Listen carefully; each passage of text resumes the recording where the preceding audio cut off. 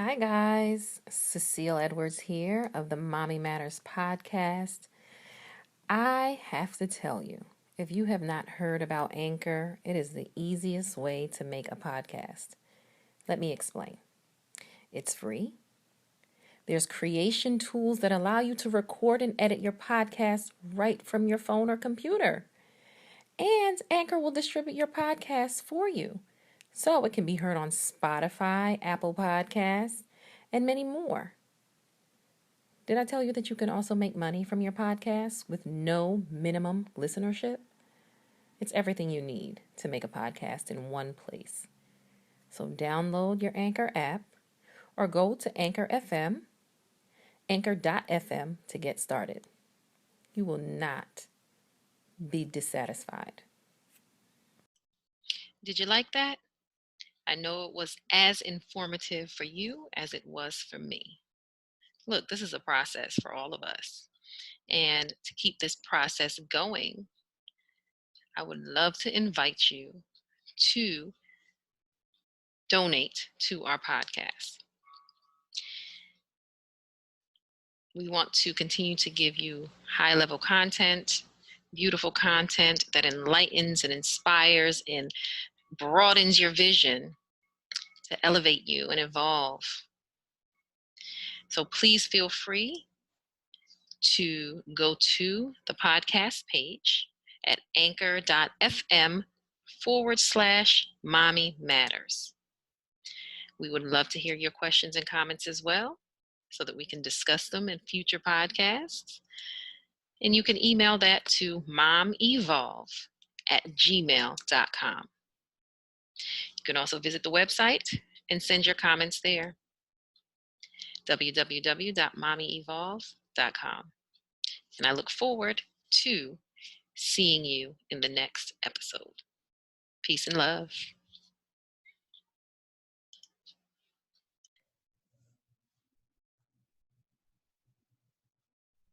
So today our topic is on breaking the Superwoman complex and travel as self-care. What a wonderful topic. Some things that need to be said in this topic. And I am so thankful to have Tanai as our guest today, Tanai Bernard. And I am going to read you her bio so you can get to know who she is. I know that I know her from stalking her travels online, stalking her travels when she was in the Middle East, and then being a part of her group, Wandering Moms Online. So that's something that we share, is having been a mother who traveled overseas and taught, etc. But as an educator, turned full-time entrepreneur, basketball mom, gymnastics mom, twin mom, and mother of 7 children. Yes, you heard that right. 7 children. Tanai still finds time to inspire moms to travel the world. In 2013, Tanai moved her then 3 children to Abu Dhabi to build her American dream outside of America. While abroad, her children were able to learn Arabic, excelled in school and sports, had a live-in nanny, and traveled the world. Since returning to the U.S. in 2016, she has continued to maintain the goal of granting her children a new passport stamp every 100 days. In 2019, Tanai got married and grew her family from 4 to 7 people to love. And in 2020, she made her decision to quit teaching and pursue her dreams full time. Woohoo! There's a lot of good stuff already in there.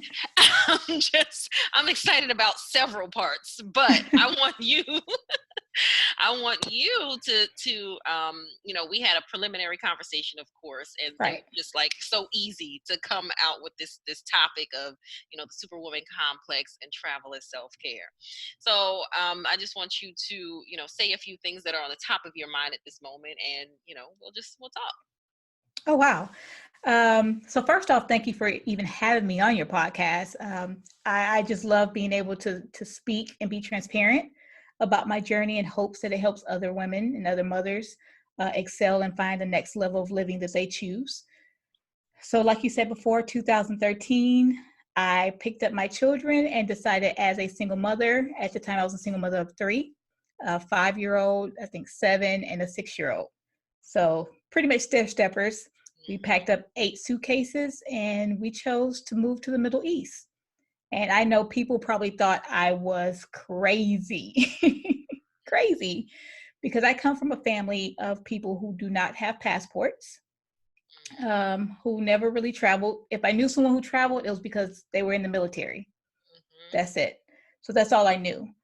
So I came from a family who didn't have much access to travel, as well as only thing they knew about the Middle East was whatever the media was telling them at the time. Right. So here I was, a Black woman saying, hey, I'm about to move to the Middle East, you know, the place where you guys think everyone is at war with. And so they literally thought I was crazy. But I still made the decision despite what everyone else was saying. I did my own personal research.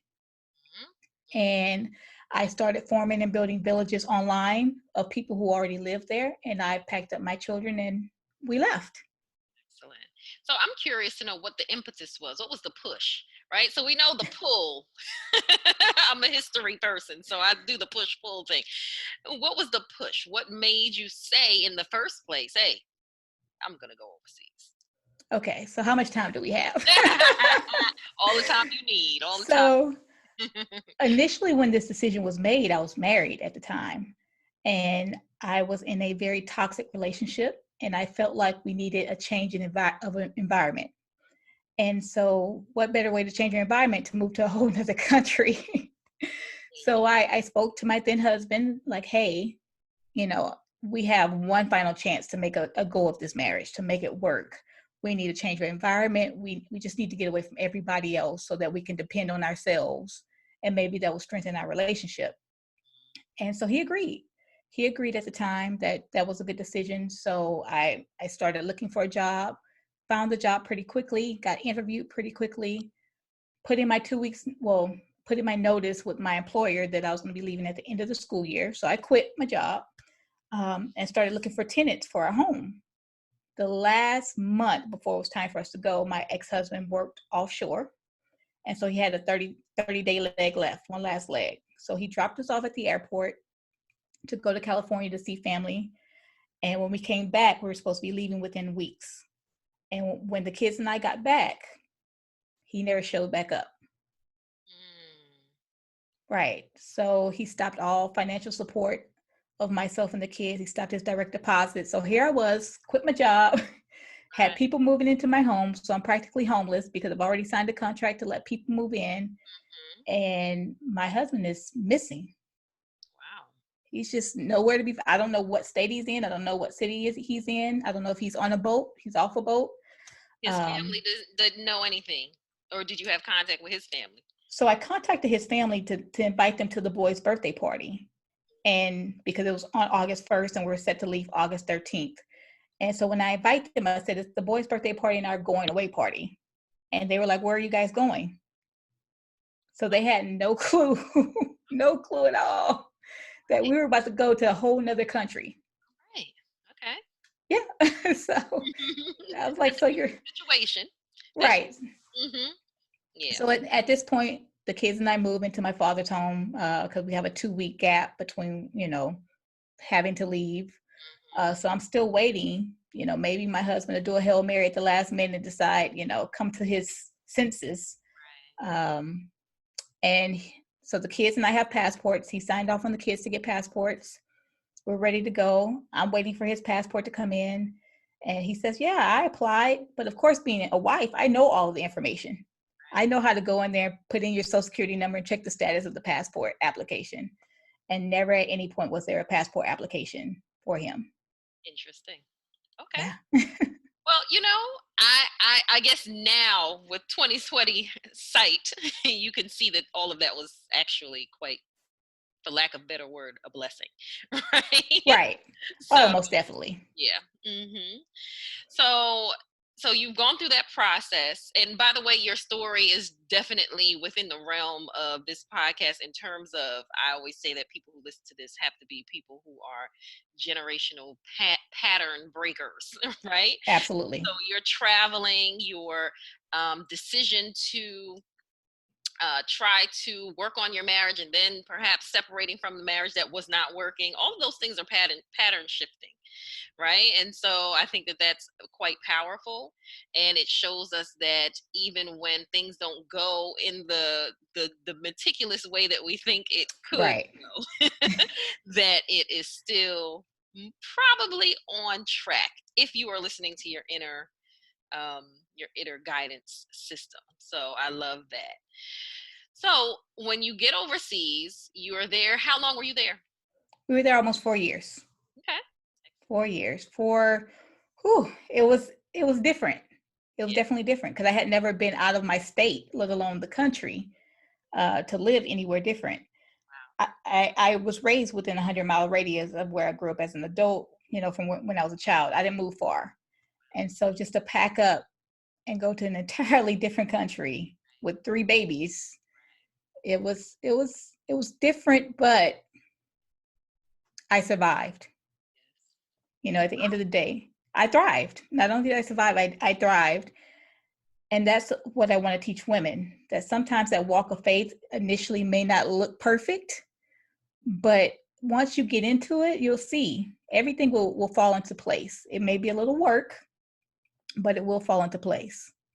Again, especially if there's a pull, like an internal pull, because Right. it just sounds to me like there was just this internal pull. You heard the call, and then you did things to put it in place, and you stuck to it. So let's talk about when you first got there, okay? And you're settling in, you're in Abu Dhabi, and there's so many things that are different. Not many of the things that you learn about on television, but there are a lot of different Right. things that go on. So what was the thing that was the most difficult for you and your children to adjust to, and what was the easiest thing for you to adjust to? The hardest part about adjusting was, one, we were going through a transition as a family at this point. So not only am I exposing my children to a new culture, they have to start a new school, new friends, and I don't have a support system. I now have to address with my children about their parents divorcing, because I had yet to tell them, because I didn't want, it was just too much going on at one time to overload elementary age children with, hey, we're moving to another country and your parents are getting divorced. So having to do that, and without that support system of my mom saying, hey mom, can you come over and support me while I give this information to the children? That was so difficult to do.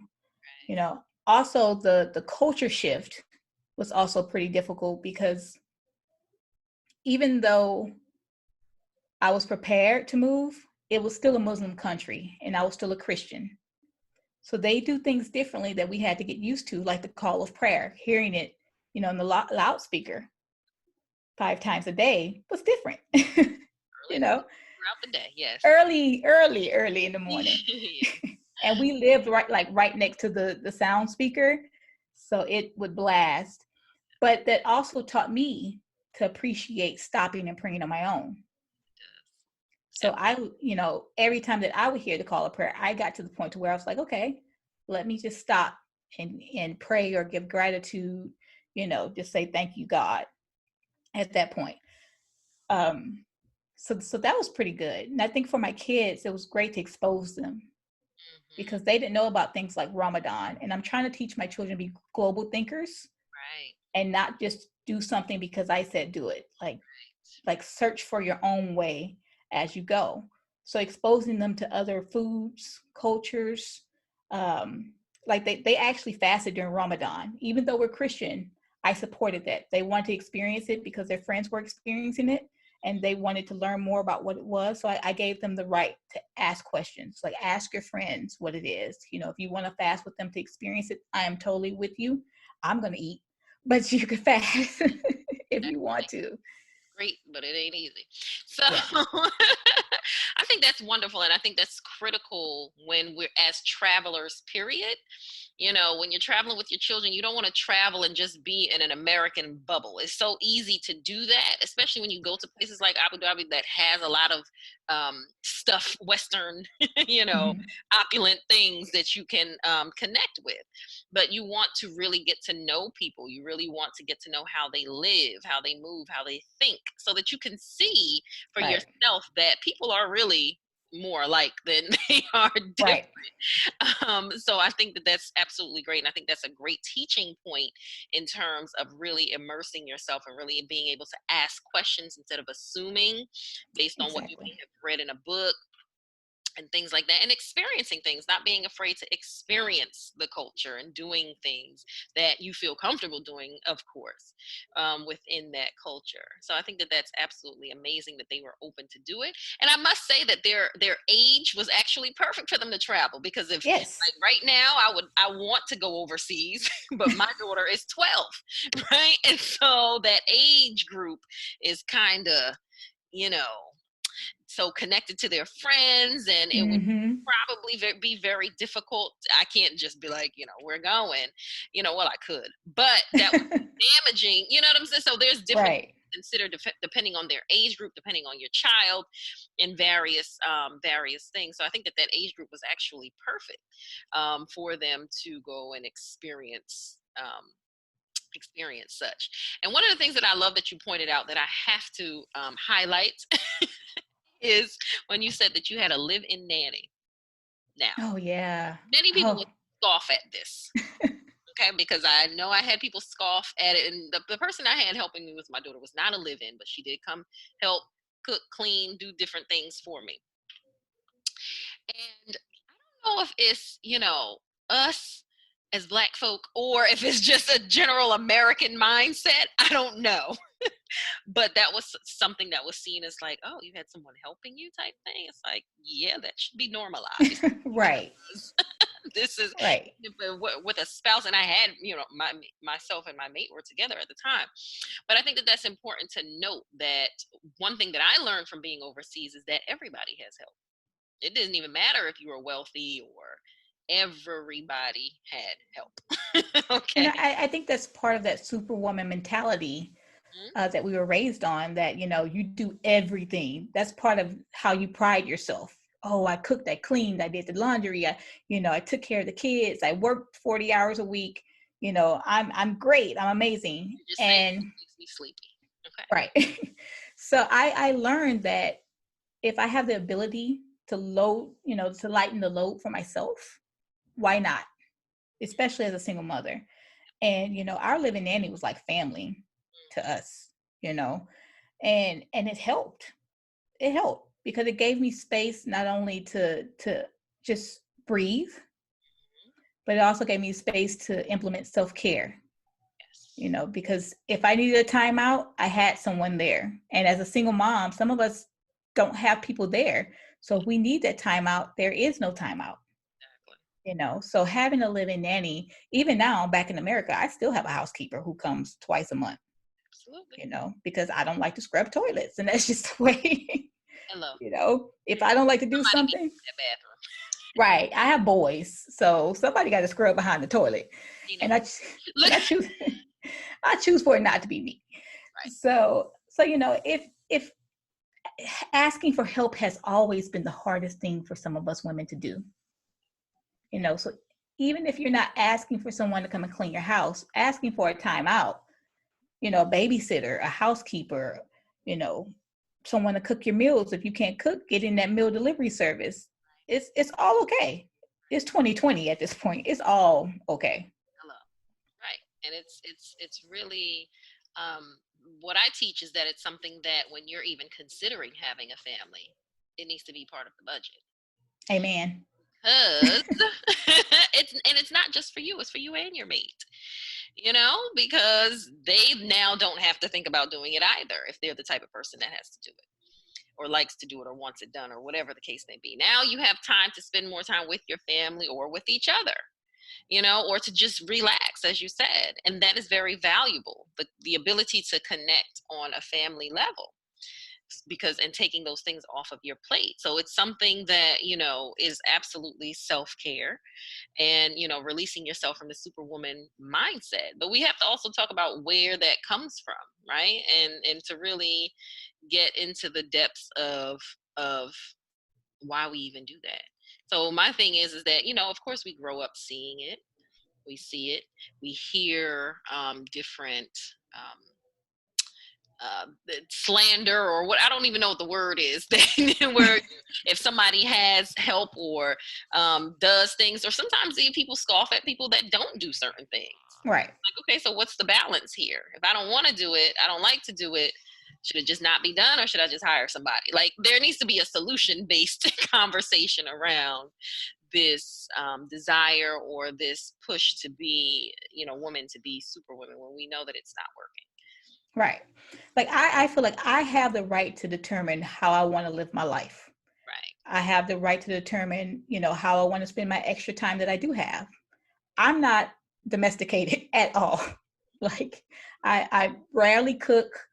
I can clean if I choose to, but I'd rather give up my Starbucks and get a housekeeper. That was my takeaway. Like I gave up my Starbucks, which was about $40 a week to $50 a week when I came to America, so that we can get a housekeeper. So I will choose to do that. But I feel like we've come from generations before us, like you said, generational curses of women who stayed at home. That was their main job, to raise the children. So all we know as women, your job is to raise your children, to cook, clean, do the laundry, and be your husband's helpmate. But I think now that it's 2020, women are coming to the point of where we can afford to get help. So why not?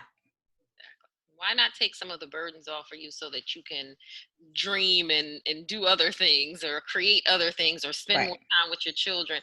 And again, I have to reiterate that when I was overseas, I was in Addis Ababa, Ethiopia for 4 years. And that was what was the striking thing to me. I had help. It was common for everyone to have help. It didn't matter if you were wealthy. It did not matter if you were middle class. It did not matter if you were poor.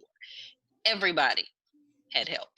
Right. So that really shifted me, because I'm like, well, why is this like something that's scoffed at or seen as, oh, you can't do everything in what's considered a first world country, when in this quote unquote third world country, everybody has, I had to really think about this. It really shifted me. And the conclusion obviously is that you just need help. It doesn't have anything to do with, you just simply trying to do everything doesn't, right. doesn't work out. It doesn't work out, and again, we can't even go to the fact that there's no pressure on men to have to do certain things. We feel the pressure oftentimes.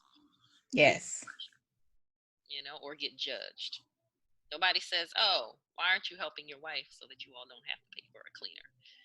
They're like, right? Right.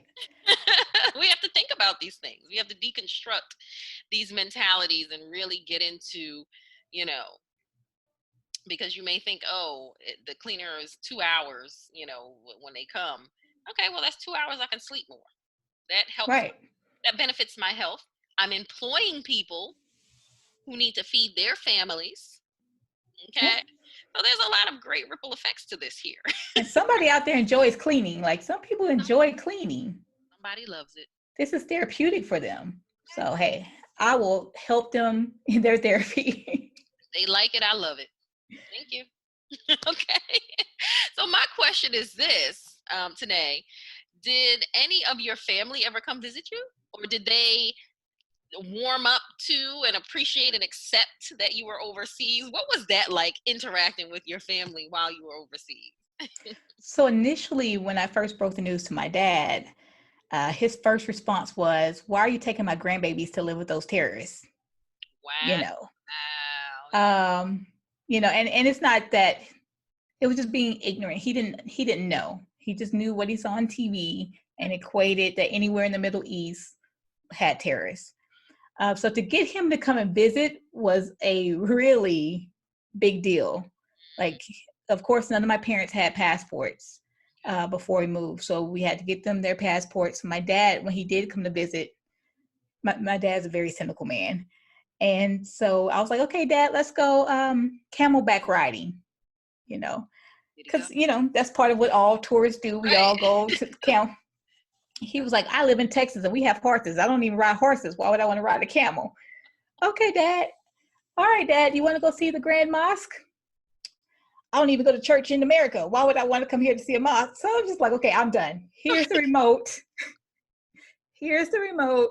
Got to see his And yeah, he just wanted to spend time. He's like, well, are there ribs here? Can I get some ribs to barbecue? I was like, Oh, oh my that's God. good. That's so good. Oh my God. I flew you how many miles so you can come out here and smoke some meat? That's it?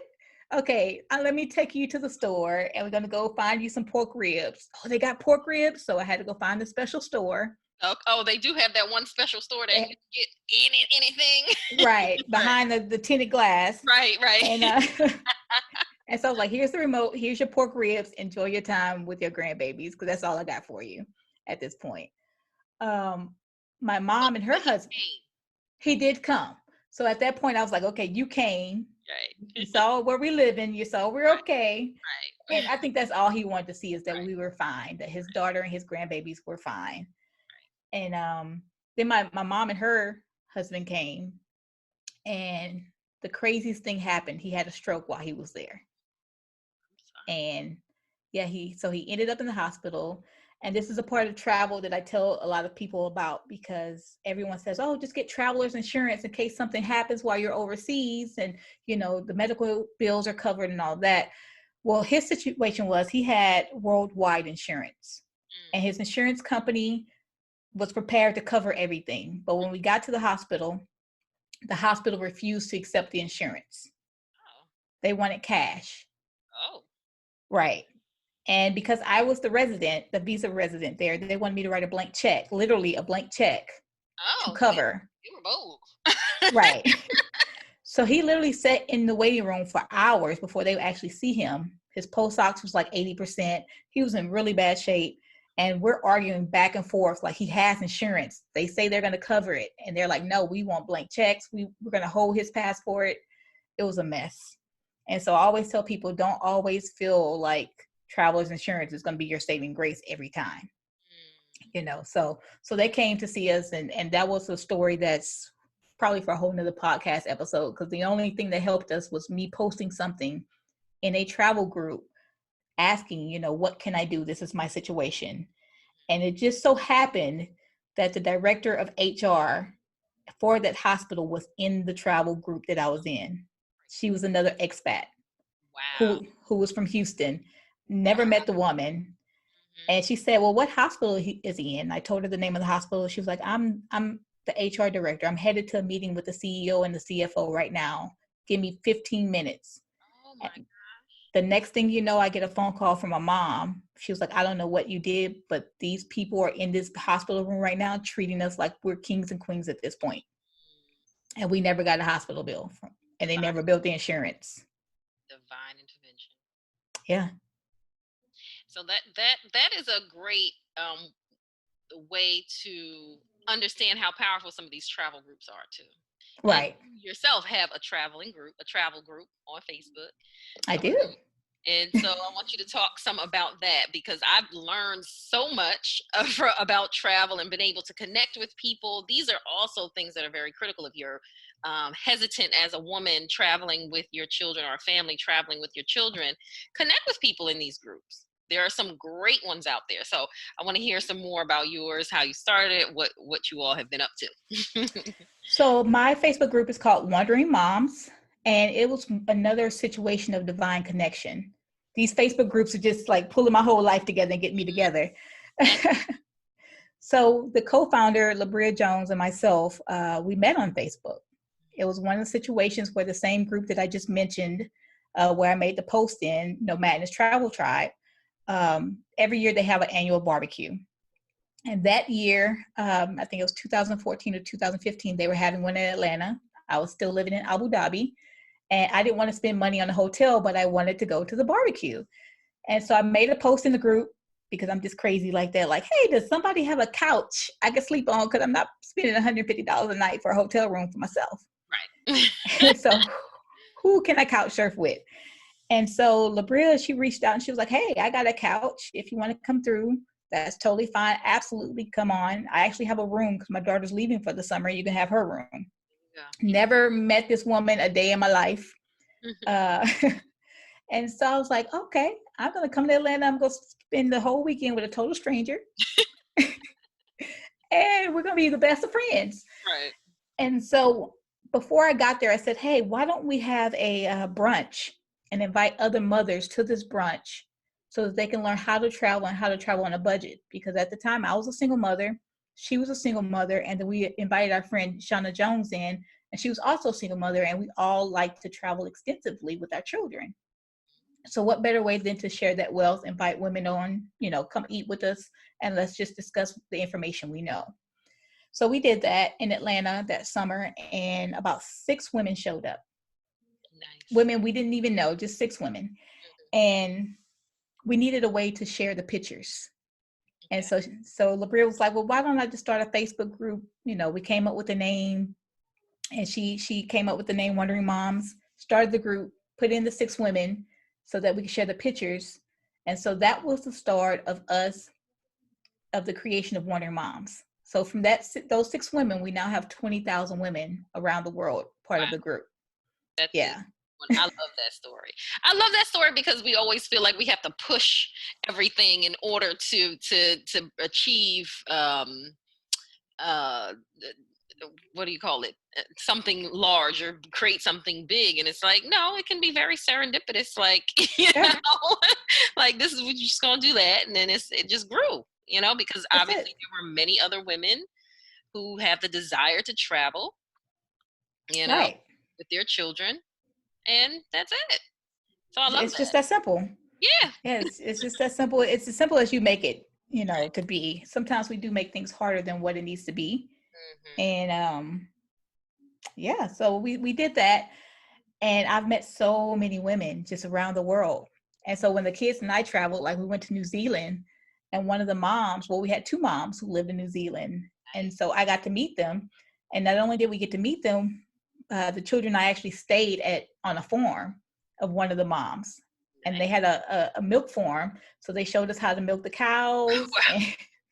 And the kids got to drink milk straight from the cow. I was like, I don't want any.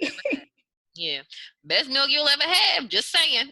Yeah, I know, but I did try it because I've tried camel milk, so I was like, okay, I'll try milk as well. Right. But yeah, so that has opened up, so many connections, and so many women share resources with one another of how to travel. Yeah. So, and you can't, you could, but the genuineness of the experiences that your children are having, and then the constant connection afterwards, is I think the true essence, or something that is more powerful about travel. Right. Say, I know someone in this country, that I can ask them directly, because there's something much different about asking someone directly about what you see in the news and them giving you actual information than you reading what's on the news. That in and of itself teaches a lot. It does. Yeah. So I absolutely love that. And so I know that you all have done different trips and activities and such. So let's talk a little bit about some of those things that you have done, that you have coming up.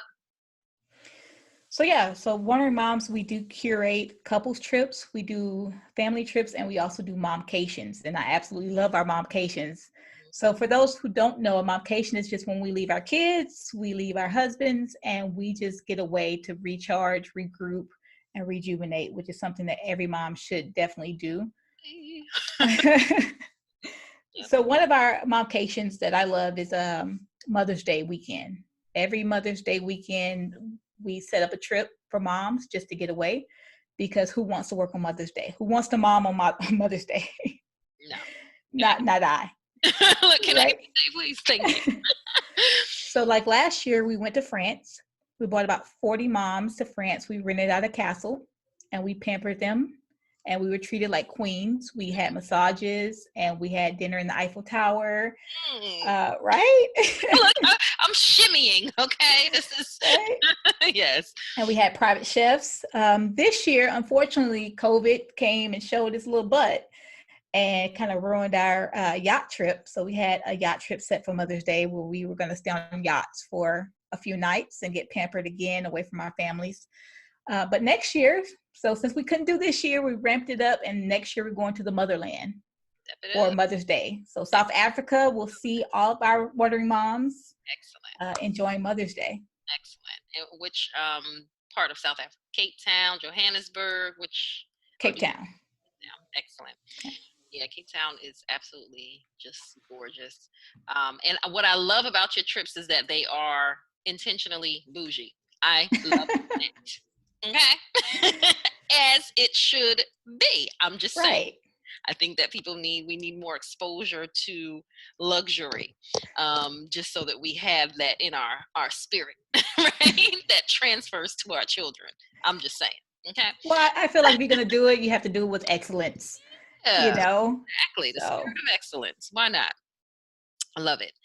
Okay, so if you could give traveling mothers any tips, what are the top, I would say, 4 or 5 tips that you would give around what you should do before you travel, for travel, while traveling, and perhaps after travel? What are okay. some? Mhm. Ooh, good question. So I think the first one I would say is not a race. This is not a competition. And I know with the use of social media that we get to see all these grand pictures and we get discouraged because, oh my God, this person's in Australia, this person, is in Abu Dhabi. Here I am in my little old city and I can't go anywhere. What I would say is start where you are. So if it's a staycation and your kids have never been, outside of their neighborhood, booking a hotel in your community and just, giving them that opportunity to be outside of their home, I say go for it. Especially right now, that we're in COVID. Everybody has cabin fever, can't go anywhere. Staycations are a great way. They are. Road trips as well. For me growing up, our vacation was within a 100-mile radius. And I didn't know any better. I thought we were like the best family on earth because we got to go somewhere. So, right. So that would be the first thing. The second thing that I would say is to be open on your destination. Like I follow the deals. I don't follow the destination. So say for instance, our New Zealand trip, when my children and I went to New Zealand, I copped those tickets for $200 from Los Angeles. Right. New Zealand would have never been on my bucket list, but you say go $200 from Los Angeles round trip to New Zealand. I'm there. I don't know nothing about New Zealand. I will book the ticket first and plan later. Okay. So that's what I've done a lot. Travel deals because I've gotten some myself. So we're gonna talk about that in a minute. Yeah.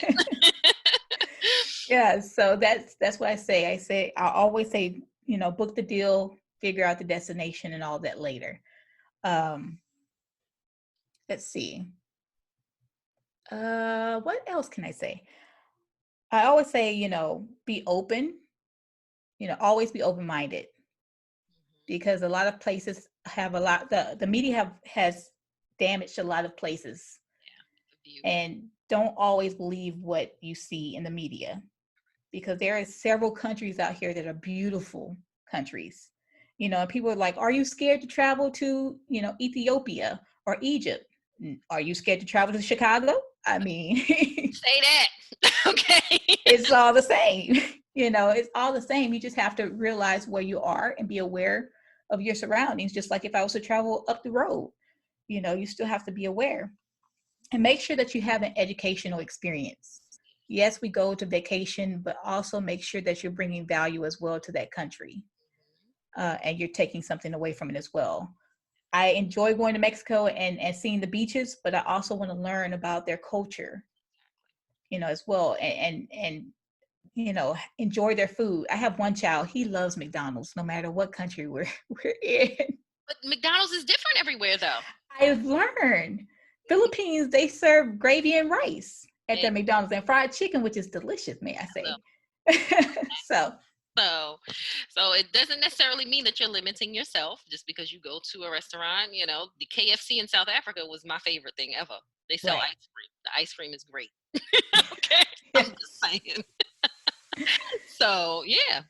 And in terms of you said a little bit about it, but being safe around your surroundings, because I know one of the things I had to learn hard and fast was the food. When you eat fresh food, you have to be mindful of the microbes in the food. You can't eat raw salad. Don't eat the raw salad. I'm just saying. Okay. Right. And it doesn't even matter where you go, because I went to expensive restaurants and I went to, hole in the walls. I go to all of them, and it don't matter. Just don't eat the raw food. The microbes are just different. It messes with your stomach, right? So, Right. And I actually lost a lot of weight when I went overseas because the hormones and the preservatives in the food is totally different. There, yeah. And anybody who travels to Cuba, they know, bring your probiotics. Yes. Because it will be bad if you don't. Probiotics are critical to a good strain. Probiotic is critical to put in your traveling medicine chest, right? Yes. You should always have one and put different things in there, different supplements, but always a good probiotic for sure. That's definitely one of the things. So let's talk about those travel deals. I need to hear about that one.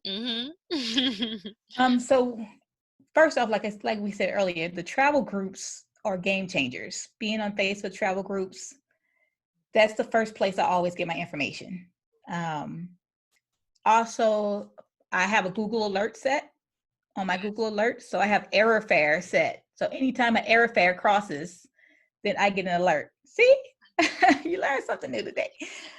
So I type in error fare. So anytime error fare pops up on the internet anywhere, I get to immediately get a bing to my phone. So I know that. Let's explain error fares, because some people may not know what that is now. You are absolutely right.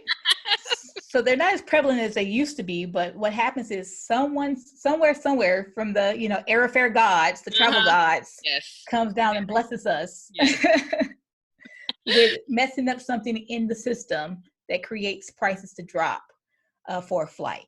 So where sometimes a flight may be $1,500, it could be $200 round trip. And I will say the one tip, if you ever come across an error fare and you're blessed with catching an error fare, do not call the airlines. At all. Just book it. Leave it be. Just book it. Just book it. Don't be telling them your business. That's your business. That's between you and God, okay? Right. And the travel gods that blessed us. Because somebody will hate you if you do call and mess it up for everybody else. So that happened to us a few times. Actually, when we went to Dubai to the Philippines, we cost that ticket for $60 round trip. Right? You did not just say 60. 60. 60 round trip. Now it was on Soul Plane of the Philippines, but not Soul Plane. So we got there safely. Right. It was like Soul Plane of the Philippines, but it got us there. $60. I can't be mad. Right. We brought our own snacks, brought our own, stuff. So, and that's another thing. That's how I'm able to travel on a budget, because we don't spend a lot of money on unnecessary things. We want the experience, but the kids know, hey, we're not going to go out to eat breakfast every day. We have these oatmeal packets with us. Right. So heat up this oatmeal and be good, That's That's one thing I lean on is nuts, because nuts have, nutrients, healthy fat, protein is all rolled into one, and it's easy to carry. So there you go. And usually when you go to countries, they're not expensive, so you can buy a bag of nuts, and you know what I'm saying? If you're not allergic, of course. Right. So those are some great tips that hopefully people jump on, because I think that traveling is really a great way to expand your children. Our world is smaller than we think, right? And we want our children to be able to interact confidently with others in the world, interact while being able to express who they are comfortably as well. Because that's just how the world is. That's the way the world is going. That is the way we live in a more global situation than we want to know or have seen.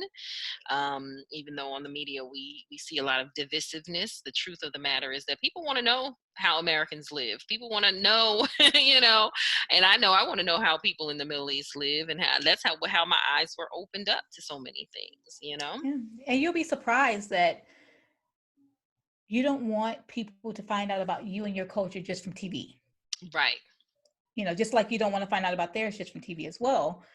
Because even when I lived overseas and I lived in the Middle East, a lot of my students only knew of the Black culture and the Black experience as, what's up, my nigga. Exactly. Oh, Like, I literally had students coming to me like, what's up, my nigga?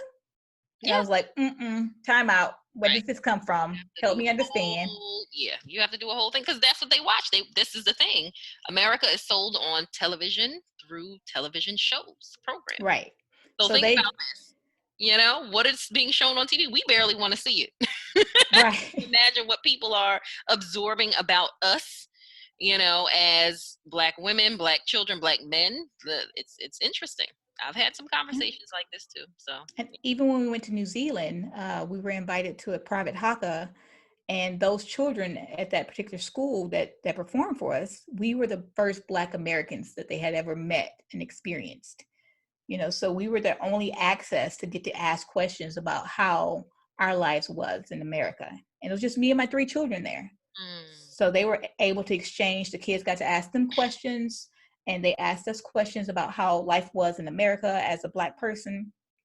And just to be able to share that with them on a whole nother level, I feel like it's the reason why travel is so essential. Right. Yeah. It definitely is. It allows you to be able to express yourself culturally as well as absorb others' culture. And that's a great point. A lot of times, a lot of people don't interact with African American people traveling. It's not that we don't travel, but I think we do travel, but we may only go to certain places. We may not think to go to New Zealand. I personally would love to go to New Zealand and snatch up a haka husband or something. I'm just saying no, but but no, it's something to consider. When you're going places, you may not feel like you want to. You're trying to escape the fact that you come from a country where you may not be appreciated, but in other places you may very well be appreciated in certain ways. So and sometimes people ask you questions that forces you to have to know things about your culture that you didn't know. Because I've had students ask me, so one person asked me, so what's special about New Jersey? And I was like, and I'm like, the first thing that came to my mind was Bruce Springsteen. I said, well, Bruce Springsteen is from here. I don't know. Whitney Houston, but it did force me to have to look a little bit deeper, because I couldn't tell. I knew some things about politics, but it's like, they don't want to hear that. So I was able to learn, other things about what New Jersey, like we have the longest boardwalk. We have the most diners in the world. And there's a reason why we have all these diners historically in the state. So, yeah. So it can force you to also learn things that you may not have had the wherewithal to think about your own. Yeah. And it makes you appreciate certain things. Like, I don't know if you've ever traveled to an Asian country, but hair is a really big deal for them, like African American hair. It is. And, you never realize our hair is just that different to them that they have to touch it. Yeah. And so I remember being in Thailand with my daughter, and we're just shopping. She has her hair braided, and next thing you know, a woman just comes up and starts touching her hair. And for me, I'm as a mother, you're like, whoa, get off my child. But I did step back and let my daughter, because I've taught her so many things about protecting her space and what she will allow. And even at 8 years old, I gave her that authority to say, hey, is this okay with you? So that she can allow the woman to learn, and she said, no, it's fine, and the lady had questions. She was like, well, how did you get the pattern? And, and so it's a form of educating, but it's also a form of allowing your child to see and to utilize what you've taught them. Right. I've taught you to speak up for yourself, to self-advocate. Now is a great time if you choose to. And now is a great time to educate as well. That's a powerful point. That is a powerful point, because we may say things to our children, but we won't know how they use, just like our own selves. We won't know how it's utilized, how our education is going to be utilized, how it's going to work out in real time, right? So you have teachable moments, tons and tons of teachable moments when you're traveling, where these kinds of things can happen. And then you get to see different contexts, because I don't know if that happened in the US. I don't know that, No, don't touch the hair. Right? So you can assume in Thailand, look, y'all probably don't come in contact with people. Right. And that's fine. You know, or you haven't had the opportunity to really try to engage with us. But you know, in the USA, like you all got time to engage. Okay. So that's a very powerful point. I think that's another way to consider education. And I think in this day and age where clearly education is about to shift.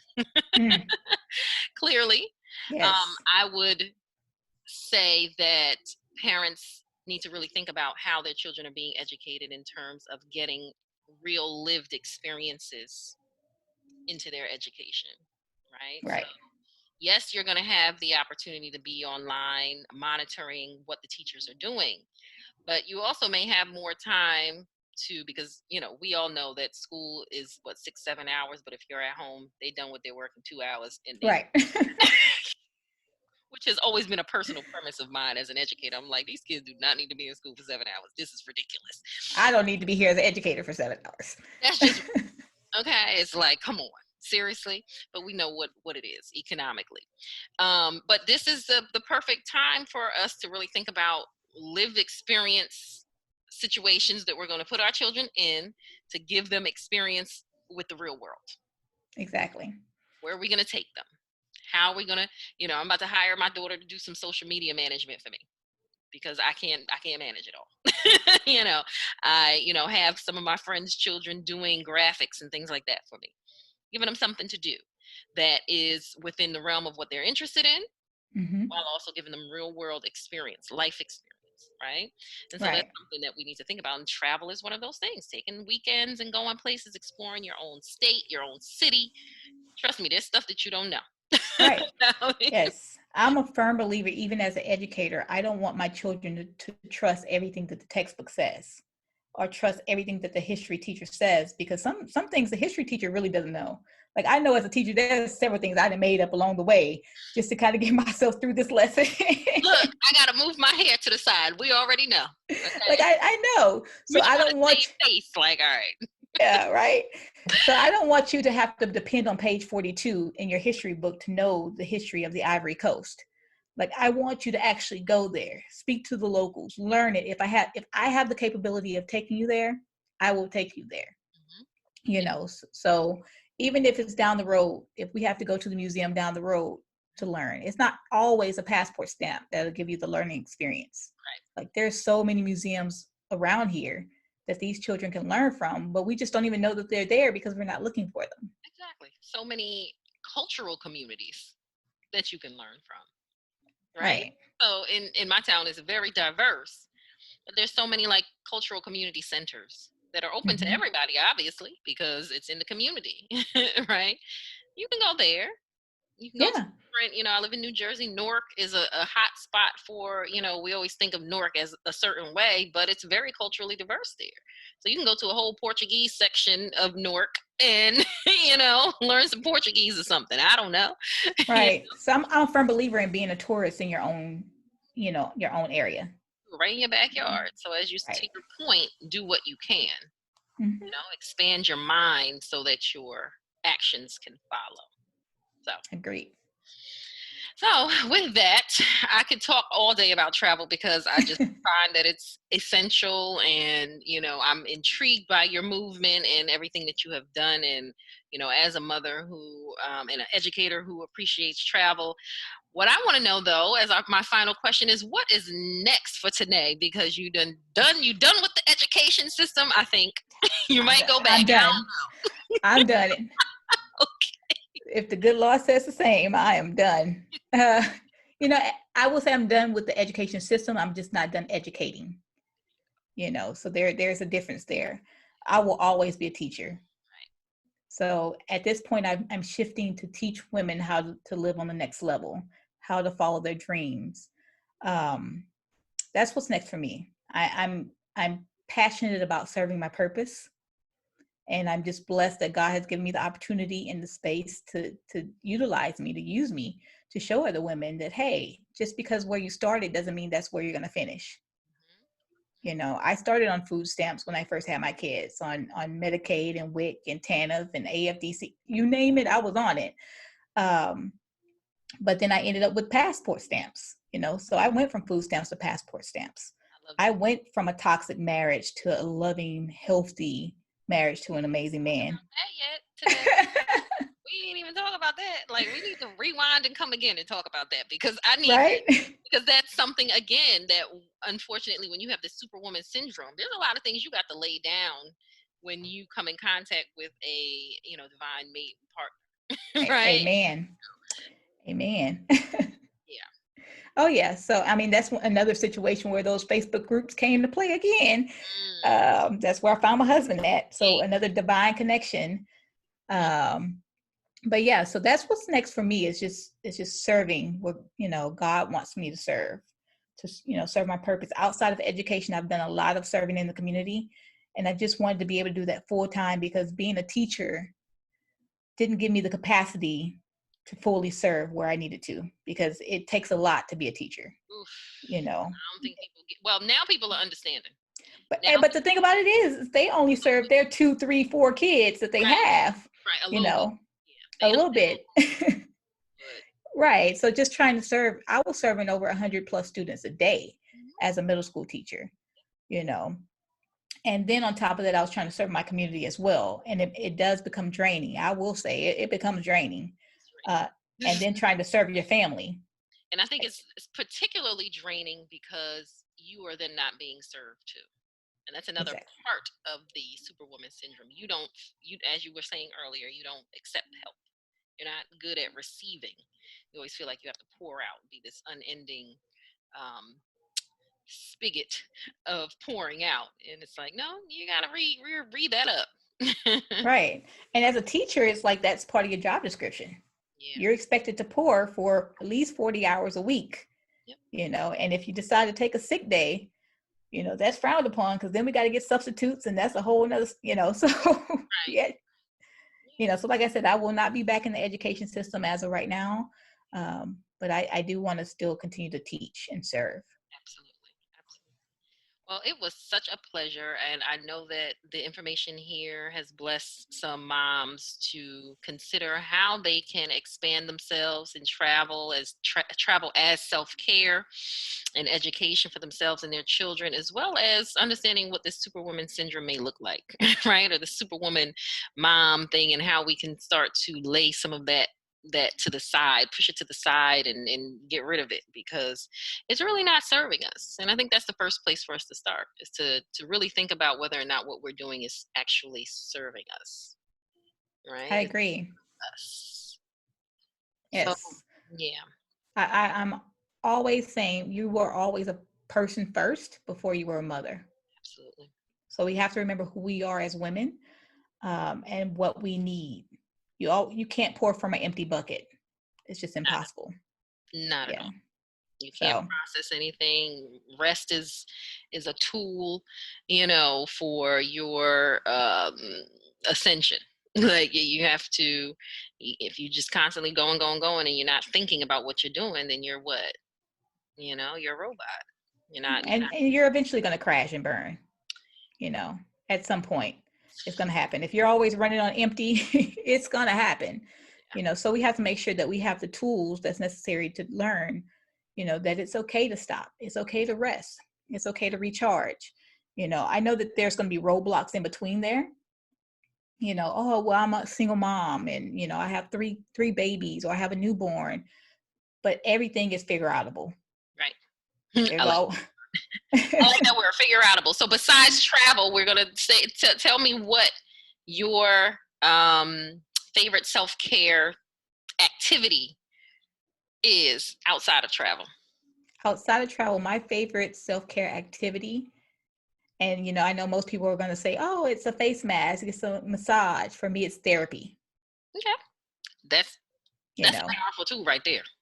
it's Okay. therapy, and right now therapy is virtual, but it's therapy. Yes. Sometimes you need somebody to talk to about some things. And Okay. that's another thing I've realized, that that's another generational curse that I'm breaking within my own family, because therapy was not something that was widely spoken, or I don't know if anybody in my family has ever went to therapy. Mm, Growing up, we took it to the altar.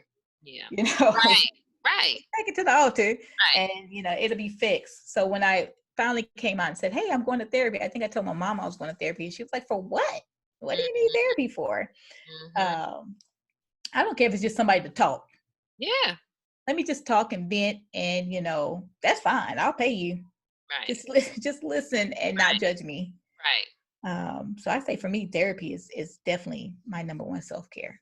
Yeah. And as you're talking, it made me think about, look, we trying to get out of here, but it keeps on going. What that made me think about is I think that therapy, talking to each other, was a method and a tool at some point. Mm-hmm. But I feel like at some point in our history, we became more guarded with what we were saying and less trusting of one another to bring certain things to one another. Right. And I think that that's something that we need.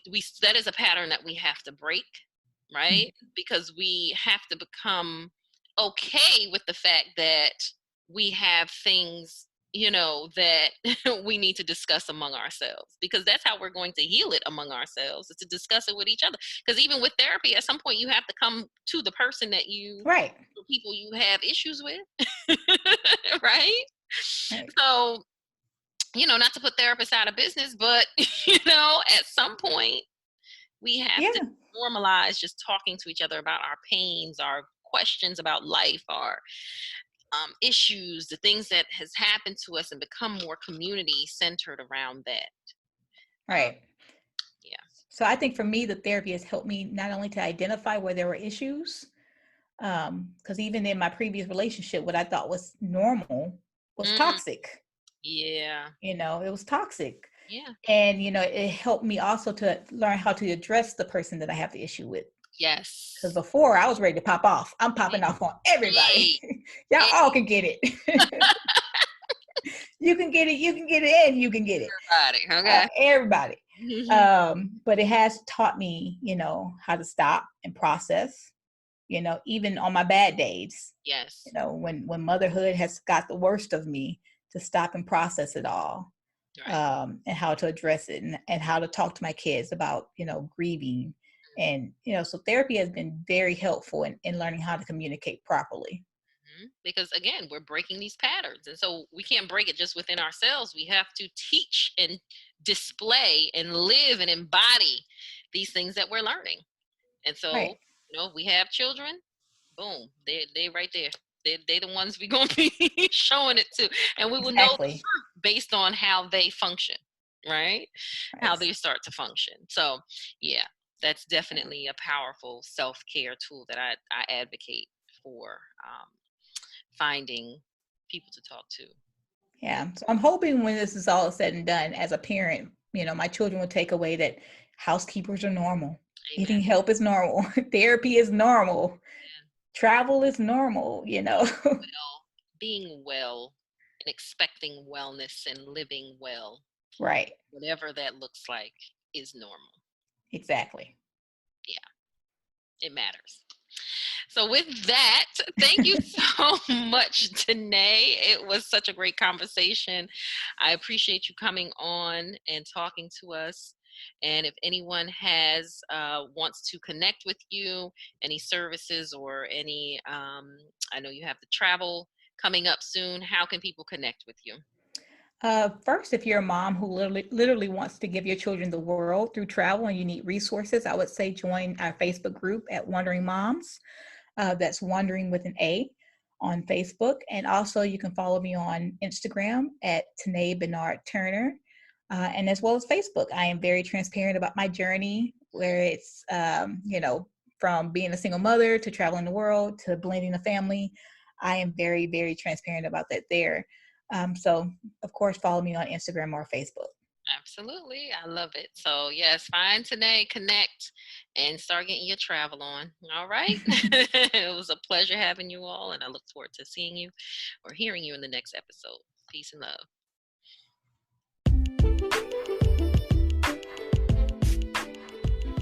Did you like that? I know it was as informative for you as it was for me. Look, this is a process for all of us.